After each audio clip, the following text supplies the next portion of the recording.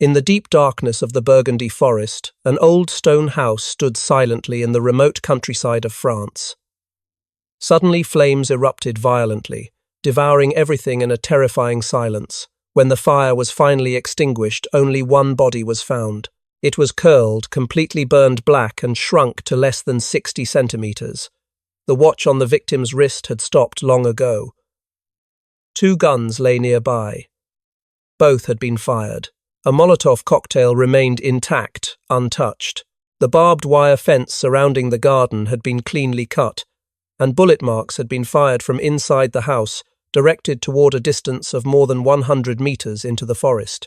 Was that body truly Joachim Peiper, a former SS officer who had once stood at the center of countless tragic events during World War II? Or was this the final act of disappearance by a man who had survived many historic trials, unpredictable turning points? Peiper did not encounter fire only in that final moment. Throughout his life, fire had been the thread running through his fate. The fire of Nazism, to which he remained loyal until the end. The fire of brutal battles at Malmedy and Boves, where blood and ashes merged into one. That final blaze did not seem like a random accident.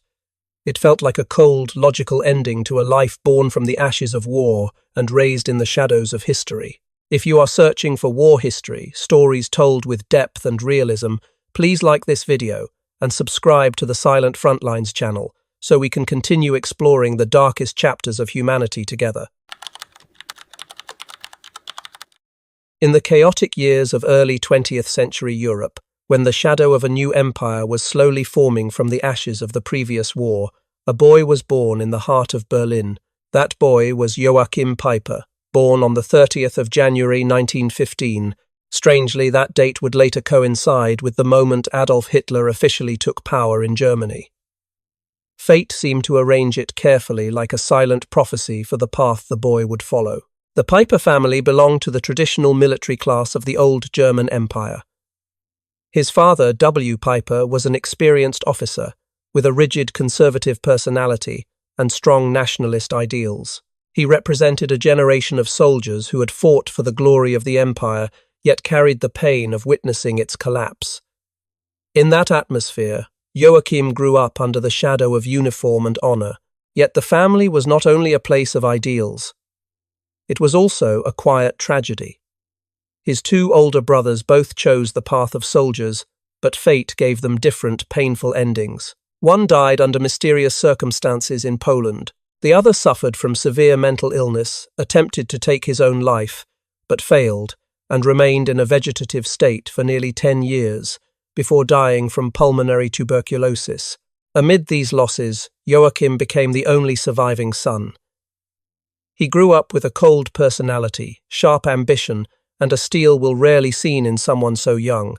At the age of 18, after completing his time in the Hitler Youth, he volunteered to join the Schutzstaffel, the most elite and loyal force of the Nazi regime. This was not an impulsive choice. It was a calculated step by a young man seeking to prove himself within a rising machine of power. The true turning point came in 1934 during a parade in Durburg. Heinrich Himmler, the head of the SS, noticed Peiper among the ranks. He was not physically imposing like many others, but he carried a distinct coldness, a neat appearance, and an unusual confidence. Himmler immediately recognized that potential. He selected Peiper and brought him into the inner circle, nurturing him like a precious gem of the system. Looking back, Joachim Peiper was not a random product of war. He was the result of a broken military family where pain was forged into iron discipline, combined with a Nazi education filled with passion and extremism. From personal tragedy, he learned to turn pain into cold strength and lost glory into new ambition. That became the foundation for a normal boy from Berlin to transform into a symbol of systematic brutality on the battlefields of Europe. And from this point, his path began to lead him closer to the darkest center of power in the regime. Under the rising shadow of power, Joachim Peiper was quickly placed into the role of a close aide to Heinrich Himmler. He was not merely a secretary. He became a carrier of the regime's most secret orders, moving alongside Himmler across both front lines and rear areas, witnessing how policy was turned into action on the ground. When war broke out in September 1939, Peiper followed Himmler into Poland. There he saw with his own eyes ethnic cleansing carried out with unprecedented speed and scale. Entire villages were erased. Civilians were expelled from their ancestral land to make way for those considered superior. He witnessed mass executions, lines of people standing before mass graves, and the deadly silence that followed each volley of gunfire. These scenes were not accidents of war. They were the core of a carefully planned system. In 1940, Peiper continued to accompany Himmler on inspections of concentration camps in Germany and occupied Poland. At first, he remained behind a desk, handling documents and reports, but his cold and ambitious nature refused to stay in the shadows of administrative power. He longed to carry weapons and step directly onto the battlefield. He requested to join the Waffen-SS and was sent to France to command a mechanized unit. Although it was his first time leading troops in combat, he quickly made a strong impression through decisiveness and courage. Within a short time, he was awarded the Iron Cross First Class, one of the highest honors for soldiers. Soon after, he was recalled to Himmler's side. This time, he resumed his role as an aide, processing detailed reports from special units operating deep inside Soviet territory. When Operation Barbarossa began in 1941, he remained alongside Himmler, inspecting population, cleansing operations, and directly overseeing executions, targeting Jews, intellectuals, and innocent children. What he witnessed was no longer theory on paper, but a bloody reality unfolding before his eyes. Looking deeper, Joachim Peiper became the living bridge between Himmler's genocidal ideology and its brutal execution on the battlefield. He was not just a witness to history, he had begun to write one of its darkest chapters with blood even before officially commanding troops in combat. This was the forging stage, where his personal ambition merged perfectly with the regime's machinery of destruction, transforming him from a cold young man in Berlin into an inseparable part of the darkness spreading across Europe. And from this foundation, Peiper would soon step beyond the role of an aide and begin writing his own blood-stained chapters on the Eastern Front. During the brutal years on the Eastern Front, Joachim Peiper finally left his role as Himmler's aide and stepped directly into the vortex of war. He was assigned to the SS Panzer Division Leibstandarte, the most elite and also the most feared unit within the Waffen-SS. There, Peiper took command of the 11th Company and quickly turned it into a ruthless war machine. Under his leadership, the unit not only moved with astonishing speed, but also carried out orders with cold precision, causing fear among both allies and enemies. By 1943, Peiper's reputation had reached its peak. He was awarded the Knight's Cross, the highest honor for outstanding officers of Nazi Germany on the battlefield.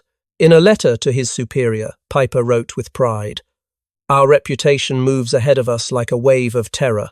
That is our strongest weapon. Even Genghis Khan would invite us to serve as his aides." These words reflected not only personal arrogance, but also revealed a distinct philosophy of war. The terror his unit created was more powerful than tanks and artillery. Less than 1 year later, Peiper was sent to northern Italy for occupation duties. In the town of Boves, when Italian partisans captured 2 German soldiers, he issued a clear ultimatum: release the prisoners immediately, or the entire town would be destroyed. The prisoners were returned, but Peiper still fulfilled his threat in the most brutal way. He ordered heavy shelling, the burning of many houses, and the execution of 24 innocent civilians. This was not a moment of anger. It was a calculated message. Any resistance would be paid for with fire and blood. In this way, Peiper used fear as a strategic weapon, turning civilians into a warning for the entire resistance movement. After Boves, Peiper returned to the Eastern Front, this time in Ukraine. There he continued to lead large-scale sweep operations, carrying out systematic reprisals on the ashes of burned villages. Every advance of his unit left behind a mark of brutality. It was not only military victory, but total destruction aimed at breaking the enemy's will to resist. Looking deeper into Peiper's command style, one can clearly see that he embodied the typical frenzied assault doctrine of the Waffen-SS. He prioritized extreme speed, unlimited brutality, and complete disregard for human life. For Peiper, the terror his forces spread was a psychological weapon stronger than armoured firepower. The reputation of his unit arrived before the tracks of tanks touched the ground, causing panic before the battle even began. This was not ordinary warfare. It was psychological warfare shaped by Nazi ideology, where human beings were pushed beyond the limits of cruelty to serve a greater goal. From these blood-soaked achievements, Peiper truly became a symbol of nightmare on the battlefield. That terrifying reputation would soon carry him into the final decisive battles of the Third Reich as history began to turn in an irreversible way. In the final dark months of the Third Reich, when Allied forces had successfully landed in Normandy and established a strong foothold, the SS Panzer Division Leibstandarte, the unit Peiper had helped build his reputation with, was nearly wiped out. More than 20 officers and soldiers were killed or wounded. Almost all tanks were destroyed or abandoned on the battlefield.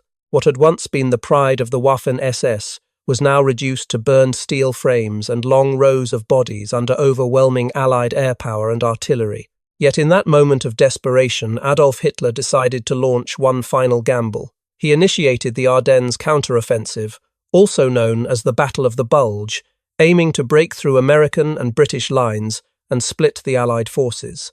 Joachim Peiper was chosen to lead the armoured spearhead. With his experience and proven brutality on the Eastern Front, he once again became a symbol of the regime's fragile last hope. On the 16th of December, 1944, the attack began.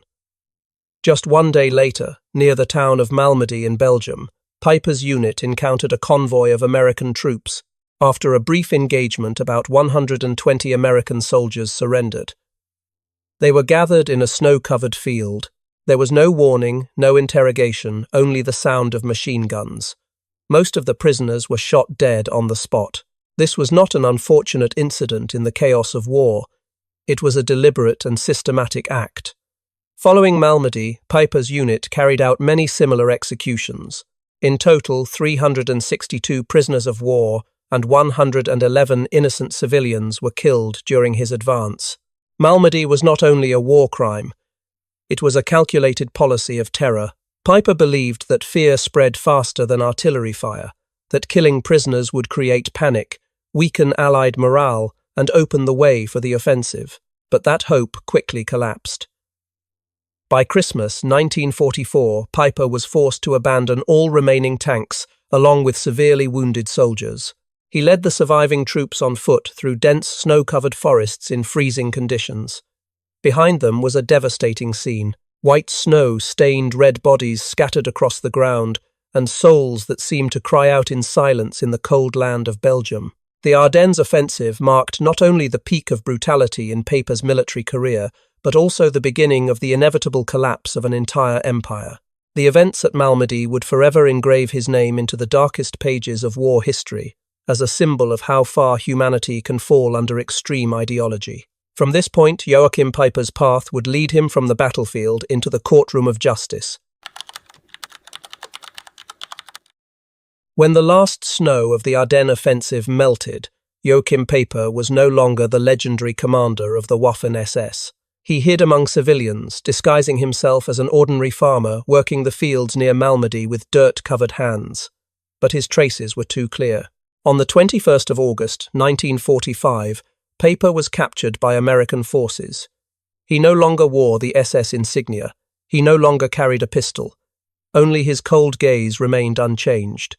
9 months later, he stood trial at the Malmedy proceedings, held within the grounds of Dachau concentration camp, a painful symbol of the very regime he had once served. It was a major trial with 74 defendants, but Peiper quickly became the center of attention. Faced with overwhelming evidence, witness testimonies, and horrifying documentation, he maintained a disturbingly calm demeanor. He defended himself more like a diplomat than a war criminal. He denied giving execution orders, claimed the victims were disguised partisans, and argued that the events were merely consequences of battlefield chaos. His voice was clear and logical, sometimes even carrying a tone of arrogance that made many in the courtroom uneasy. On the 16th of July 1946, the court sentenced Peiper and several accomplices to death by hanging. Justice seemed to have been served. But history once again revealed how fragile justice can be after war. As the Cold War intensified, the United States needed a strong West Germany as a barrier against the Soviet Union. Peiper's death sentence was suddenly suspended, then reduced to life imprisonment, and later to 35 years. In the end, he served only 2 years in prison. In 1956, Joachim Peiper walked out of prison as a free man. There was no sign of remorse, no expression of regret. He returned to civilian life as if the bloody years were merely a closed chapter in his personal history. This stands as a major tragedy of post-war justice. What should have been strict punishment for crimes against humanity was coldly distorted by international politics. Peiper became a clear example of the logic, "The enemy of my enemy is my friend." To confront a new threat from the East, the West was willing to forgive, or at least temporarily forget, the horrific crimes they had once condemned. That leniency not only saved Peiper, but also opened the path for many former Nazi officers to reintegrate into society. From this point, the shadow of Joachim Peiper did not disappear. It simply moved quietly into a new chapter. A chapter of survival and hiding where the past continued to follow him silently until his final breath. After leaving prison as a free man, Joachim Peiper tried to find his place again in a Germany that was rushing to rebuild and move toward the future. He worked in Stuttgart, then accepted a position at Volkswagen.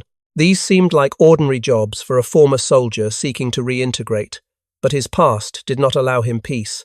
His colleagues, many of whom were veterans or carried their own memories of war, quickly recognized him through his cold gaze, sharp voice, and a name once tied to the darkest pages of history. He was dismissed more than once, as if post-war society was quietly pushing him to the margins. In that shadow, an underground network of former SS officers continued to operate quietly. They helped each other find work, conceal identities, and maintain old connections.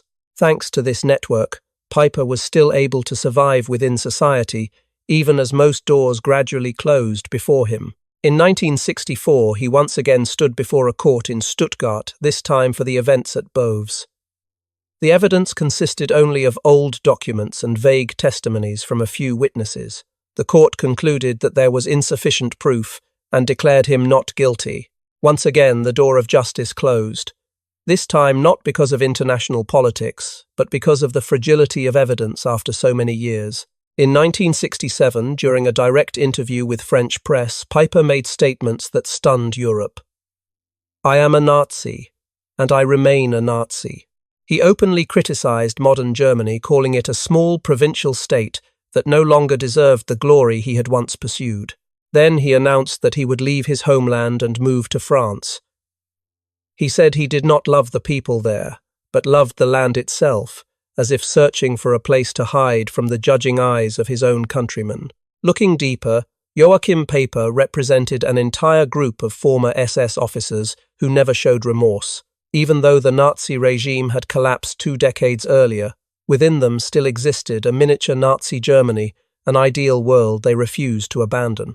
It was a cold determination, both frightening and tragic, when a person chose to live in the memory of a fallen empire instead of accepting the reality of a changing nation.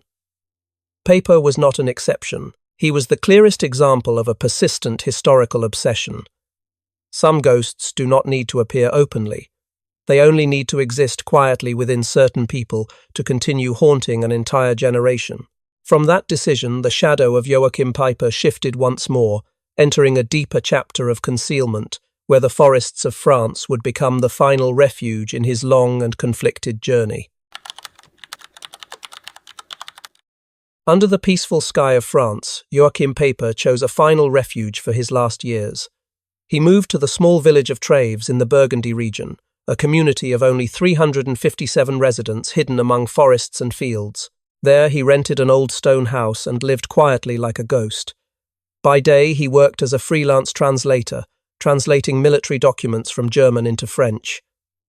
He rarely spoke with neighbours, did not join village life, and simply existed in the green landscape as if he did not belong. But the past did not allow him to fade into oblivion. In 1974, a former French resistance fighter named Paul Gautier recognized Peiper in a local shop. That aged face, that cold gaze, even after more than 3 decades, could not be mistaken. WWII quietly informed his old comrades in the left-wing movement. By 1976, the historian Pierre Gernoude travelled to East Berlin, searching Stasi archives to confirm the identity. The secret documents left no doubt. The man living in isolation in Travs was Joachim Peiper, the infamous SS executioner. On the 21st of June, 1976, leaflets exposing him were spread across the village. The newspaper El Humanite, the official publication of the French Communist Party, published a shocking article with a haunting headline. "A Nazi executioner is living among us." Public outrage erupted immediately. Peiper went to the police station to request protection but received only daytime assistance. Then anonymous letters began to arrive, short but filled with hatred. "Your house will be burned." No one directly threatened to kill him. They only spoke of fire. For Peiper, that was message enough. On the night of the 13th of July, 1976, just one day before the French National Day, the old stone house in the forest suddenly burst into flames. When firefighters arrived, the fire had already destroyed almost the entire building. In the ashes, they found a charred body curled and reduced to less than 60 centimeters. Nearby were 2 guns, 1 handgun and 1 shotgun, both fired. A Molotov cocktail remained intact, unused. The barbed wire fence around the garden had been cut. There were traces of gunfire from inside the house toward the forest at a distance of more than 100 meters. However, there were no clear signs of forced entry. No blood from any attacker. No unfamiliar footprints. No direct witnesses to what had happened on that fateful night. 1 year later, on the 7th of July, 1977, French police officially closed the case. The report concluded in a brief and contradictory statement. There is no evidence proving the body is Peiper, but nothing exists to deny it. The death or disappearance of Joachim Peiper in the fire at Travs carried a strange symbolic meaning. Throughout his life, he had spread fire and ashes to countless others. In the end, fire itself became the force that ended or concealed his fate. It was an ending both logical and mysterious, leaving a lingering question. Did justice finally reach him, or did he once again escape the grasp of history? Although the fire at Travs reduced the stone house to ashes, Joachim Peiper did not truly disappear from history. In a quiet cemetery in Bavaria, Germany, there is a simple grave bearing his name. Flowers are sometimes placed there like a silent remembrance, yet the question has remained for decades. Is the person beneath that cold earth truly Joachim Peiper, or merely an unknown body used to close a turbulent chapter? Throughout his life, from his early days in the SS to his final breath, Peiper never expressed remorse.